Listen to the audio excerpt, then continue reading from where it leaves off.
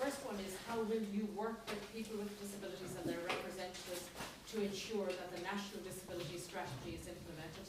In other words, that national legislation and policy that is to do with people with disabilities is translated into something local that is believable and understandable and relevant to all of you here in the room. And what will you do to remove the barriers to inclusion that people with disabilities are experiencing, so that they can ensure they have an experience of real equality in Carlow and Kilkenny?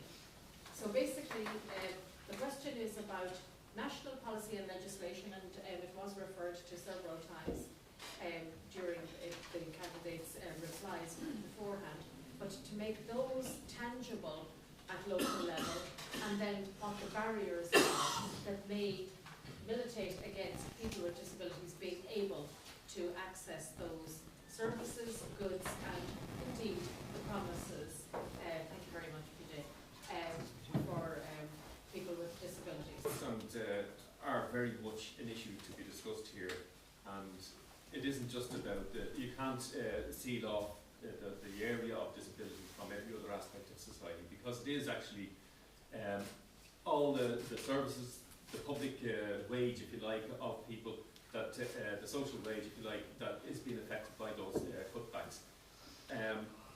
It is the major crime of the last decade that bondholders' debts were paid and are still being paid and will be paid to my grandchildren's into my grandchildren's time, if this is allowed to go on.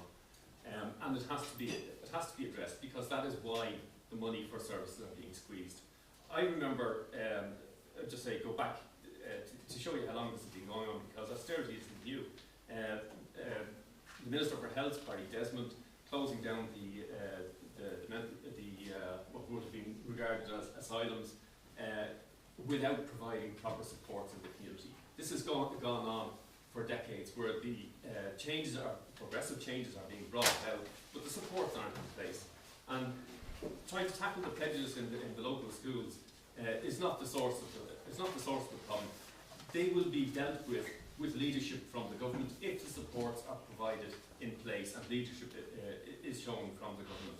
I'd also like to say, just in relation to working with how we would work with people with disabilities and so on, I would make it clear that it would be if you like, the grassroots organisations in particular that I would work with, because they are the ones that can bring pressure on the government. And I would be very wary of the likes of some of the organisations. And it's very important that when the disabled are brought into work to benefit from to benefit from being in employment, they should also be treated with respect and paid a decent wage and have appropriate work, and work that is actually enhancing to their life, and with the supports in place. Thank you.